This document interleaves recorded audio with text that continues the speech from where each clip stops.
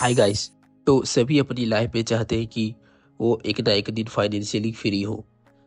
जो उनकी अभी जॉब साइकिल जो भी वो जॉब कर रहे हैं वो इस जॉब साइकिल से जो कि एक राउंड एंड राउंड लूप बन चुका है कि वह आपको सेम जॉब करनी होती है। वही सोना उठना खाना सेम डे करना होता है। मतलब जॉब करो घर जाओ फिर दोबारा आओ। तो हर एक लोग इस रैट रेस से बाहर निकल के एक ना एक दिन फाइनेंशियली इंडिपेंडेंट होना चाहते हैं। तो सबसे पहले आपको फाइनेंशियली फ्री होने के लिए मतलब लोगों को लगता है कि अगर आपके पास आपका जनरेशनल वेल्थ हो या आपकी आपकी बैकग्राउंड अच्छी हो तो ही लोग फाइनेंशियली फ्री हो सकते हैं। But you can make a good approach towards your financial freedom by doing some little changes। तो मतलब आप अपनी कुछ बेसिक हैबिट्स को सुधार कर आप अपने इन्वेस्टिंग हैबिट को सुधार कर आप अपने खर्चे को कंट्रोल करके इस जल्दी ही फाइनेंशियल फ्रीडम अचीव कर सकते हो, चाहे आपकी सैलरी कितनी भी हो। तो मैं बात करूंगा कि कुछ बेसिक इन्वेस्टमेंट के बारे में जो कि आप यूज कर सकते हो फॉर इन्वेस्टिंग। तो चलिए हम लोग चलते हैं। तो अगर मैं बात करूं तो इन्वेस्टमेंट बहुत टाइप के होते हैं। मतलब आप किसी भी एसेट में इन्वेस्ट करके आप अपनी अर्निंग ग्रो कर सकते हो। तो बेसिकली लोग आजकल क्या करते हैं कि जो भी अर्निंग करते हैं वो उस अर्निंग को अपने बैंक अकाउंट में रखे रहते हैं, जो कि ये काफ़ी अगर आप देखिए तो ये काफ़ी अच्छी बात नहीं है। क्योंकि आपको पता है कि इन्फ्लेशन मतलब महंगाई हर हर साल बढ़ती है। और अगर आप अपने पैसे को बैंक अकाउंट में रखे रहोगे तो आपकी परचेजिंग पावर तो नहीं बढ़ेगी। जैसे कि अगर आप एक बुक आप अगर 200 रुपये में खरीद पा रहे हो तो अगले साल वही बुक आपका 250 रुपये की हो जाएगी, लेकिन आपका जो पैसा होगा आप वो तो उतना ही रहेगा। बेसिकली बुक की कीमत बढ़ गई लेकिन आपके पास वो पैसा उतना ही है। तो सबसे पहले यहाँ पे आपको अंडरस्टैंड करना पड़ेगा परचेजिंग पावर के बारे में। तो मतलब परचेजिंग पावर क्या होता है कि आपके पास जो मनी है वो हाउ मच ऑफ क्वांटिटी किसी भी चीज़ की बाय करने की कैपेसिटी रखती है।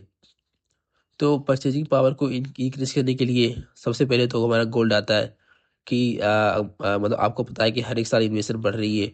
तो गोल्ड आपके उस चीज़ को कंट्रोल कर सकता है, तो आप अपने अमाउंट का कुछ पैसा गोल्ड में इन्वेस्ट कर सकते हो। उसके बाद हमारा इक्विटी आता है। इक्विटी क्या होता है कि इक्विटी में मैं आपको आगे भी बताऊंगा कि इक्विटी जो शेयर मार्केट होता है हमारा, इसमें आप इन्वेस्ट करके पैसे का कमा सकते हो। इक्विटी हमारे डायरेक्ट डायरेक्ट स्टॉक आते हैं। स्टॉक में क्या होता है कि आपका किसी भी कंपनी का शेयर खरीद के आप उसमें पैसा इन्वेस्ट कर सकते हो। और इक्विटी में हमें हमारे म्यूचुअल फंड होते हैं। म्यूचुअल फंड में हमारे पास निफ्टी 50 इंडेक्स होता है, स्मॉल कैप होता है, मिड कैप होता है, जो कि मैं आगे चल के भी एक्सप्लेन करने वाला हूँ। उसके बाद हमारे पास अभी जो आज की डिजिटल करेंसी है जिसे हम क्रिप्टो बोलते हैं। क्रिप्टो में आपको पता है कि बिटकॉइन अभी काफ़ी हाइप पे चल रहा है। बिटकॉइन एक ऐसा मतलब ऐसी करेंसी है जिस पे आप बिलीव कर सकते हो। इसके अलावा अगर मैं कहूँ तो इंडिया में इसके अलावा और भी जो क्रिप्टो करेंसी है उस पर लोग उतना बिलीव नहीं कर सकते हैं, क्योंकि ये अभी गवर्नमेंट के द्वारा अप्रूव नहीं हुई है। गवर्नमेंट अभी इसे अभी भी इलीगल मानते हैं। तो मतलब इंडिया में इसकी लिक्विडिटी काफ़ी कम है। तो आप क्रिप्टो में अगर आपको इन्वेस्ट करना हो तो आप अपने पैसे का कुछ अमाउंट इन्वेस्ट कर सकते हो। But I will say not to go in this at this early stage of your life. अगर आपको इसके बारे में कुछ नॉलेज है, अगर आपने पढ़ा है, तो ही आप क्रिप्टो में जाए, वरना क्रिप्टो को अभी के लिए आप छोड़ दें। जब आप धीमे धीमे इन्वेस्टमेंट के बारे में सीखेंगे तो फिर आप धीमे धीमे क्रिप्टो में जाएं। तो हम आगे चलते हैं।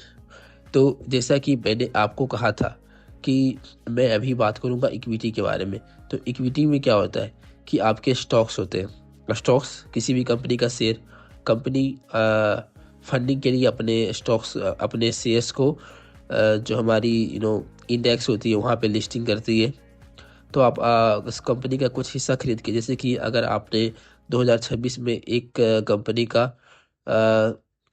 100 शेयर पर शेयर 10 रुपये के हिसाब से खरीदा।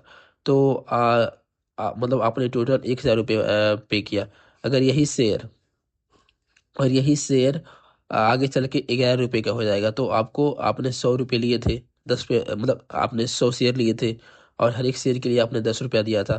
तो 11 रुपये की मतलब कि आपके पास एक एक रुपये का प्रॉफिट मार्जिन आएगा। तो आपने 100 शेयर इंटू एक कर लो तो आप अगले साल 100 रुपये अर्न करोगे। तो मैं ये जैसे एग्जांपल दे रहा हूँ कि ऐसा नहीं है कि आप 1,000 रुपया इन्वेस्ट करोगे, आपके पास इससे ज़्यादा मनी हो सकता है तो आप उससे इन्वेस्ट इन्वेस्ट कर सकते हो। तो स्टॉक्स काफ़ी काफ़ी हाई लिक्विड होते हैं, स्पेशली स्मॉल कैप कंपनी, मतलब जिसकी अभी स्मॉल कैप कंपनी जो अभी काफ़ी फेमस नहीं है, तो इसमें मैं इन्वेस्ट करने से हमेशा ही मना करूँगा। अगर आपको स्टॉक में इन्वेस्ट करना ही है तो हमारी बड़ी कैपिटलाइजेशन वाली कंपनी जैसे रिलायंस इंडस्ट्री, अडानी इंटरप्राइज, जो कि हर एक साल ऑलमोस्ट 10 से 11% का रिटर्न देती है।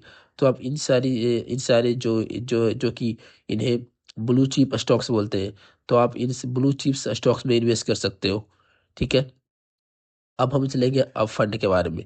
तो म्यूचुअल फंड में हमारा इंडेक्स फंड आता है, जो हमारी इंडिया की टॉप 50 कंपनी, जो निफ्टी 50 में टॉप लिस्टेड कंपनी है, वो उन सब कंपनी से मिलकर इंडेक्स फंड बना होता है। तो अ, मतलब मैं पहले बात करता हूँ फंड क्या होता है, कि आप इसमें क्या होता है कि आप किसी भी एक कोई फर्म होता है जो आपके पैसे को, मतलब आपसे पैसा लेके एक मतलब मल्टीपल शेयर्स में इन्वेस्ट कर रहा होता है। तो आपको इसमें कुछ करना नहीं होता है।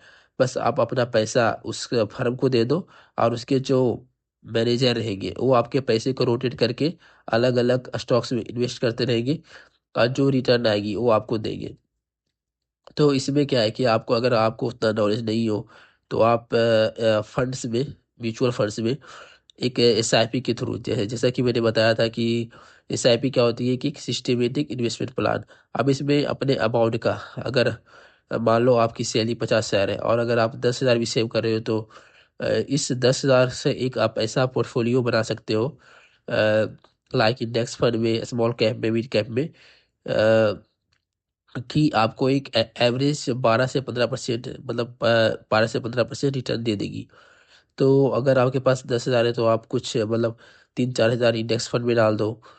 स्मॉल कैप में थोड़ा सा रिस्क होता है, तो अगर आपको लॉन्ग टर्म के लिए डालना है तो आप लॉन्ग टर्म में भी डाल सकते हो और मिड कैप में भी आप कुछ अमाउंट डाल दो। देखो, ये मैं फिर से बता दे रहा हूँ कि मैं आपको कोई भी एडवाइस नहीं दे रहा हूँ, मैं कोई फाइनेंशियल एडवाइजर नहीं हूँ। जो मेरे पास नॉलेज है मैं वही बस शेयर कर रहा हूँ। तो ये आपके ऊपर है कि आपको क्या करना है। तो इसमें क्या होता है कि अगर आप एसआईपी कर रहे हो तो एसआईपी में हमारी, आपको पता है कि कंपाउंडिंग होती है। कंपाउंडिंग की पावर ही सबसे ज़्यादा होती है। तो अभी मैं आपसे बात करूंगा कंपाउंडिंग के बारे में। तो चलिए, मैं आपको ले ले सकता हूँ तो मैं आपको ले चलता हूँ एसआईपी कैलकुलेटिंग स्क्रीन पे। तो जैसा कि देखिए, अगर आप हर एक एसआईपी की बात करूंगा मैं, अगर आप हर एक मंथ 10,000 इन्वेस्ट करते हो, अगर आप हर एक मंथ 10,000 इन्वेस्ट करते हो और अगर एवरेज, मतलब कि अगर आपने 20 साल इन्वेस्ट किया, तो इस 20 साल का जो ड्यूरेशन होगा इसमें अगर आपको 12% रिटर्न मिलता है, तो अगर आप देखेंगे, अगर मैं यहाँ पे 20 साल लेता हूँ, ठीक है, तो आप उस समय तक, मतलब 10,000 के 10,000 पर मंथ के हिसाब से आप 24 लाख इन्वेस्ट कर चुके होंगे और आपका फंड 91 लाख बनेगा। तो आपको पता है कि हमारा मेन पिक पॉइंट होता है वो हमारा 1 करोड़ होता है। 1 करोड़ के बाद आपकी अर्निंग डबल होने में ज़्यादा टाइम नहीं लगती है, पावर ऑफ कंपाउंडिंग के चलते। तो मैं अभी आपको दिखाता हूँ। अगर इसी को मैंने 25 ईयर्स कर लिया, ठीक है, तो अब आप देखो अभी कितना होगा, 170। अब इसी को मैं 30 ईयर्स कर लेता हूँ 10,000 के अकॉर्डिंग, तो ये हो गया 3,08 लाख। तो आप देख रहे हो, तो मैंने अभी बस बताया 10,000 पर मंथ इन्वेस्ट करके, अगर यही आप 20,000, अगर यही आप 20,000 इन्वेस्ट करते हो और एवरेज रिटर्न 12 ले लेते हो 30 साल तक, तो आपके पास होंगे 6 6 करोड़ रुपए। और अगर यही रिटर्न अगर आपके पास ऑलमोस्ट 15% आ गया तो देखो कितना हो रहा है। फिर आप देखो पावर ऑफ कंपाउंडिंग का मैजिक, 11 करोड़ रुपए। तो इसी को बोलते हैं power of compounding, the magic of power of compounding. तो आप, अगर आपकी कुछ सैलरी है, अगर आप अपनी सैलरी का कुछ हिस्सा निकाल के एसआईपी कर सकते हो तो मैं कहूँगा आप ज़रूर से ज़रूर करें, क्योंकि एसआईपी आपको आगे चल के काफ़ी फायदेमंद साबित होने वाली है। तो अभी तो thank you guys for watching the video. I really hope this video will help to improve your financial career, will guide you to make a good decision to your way of financial freedom.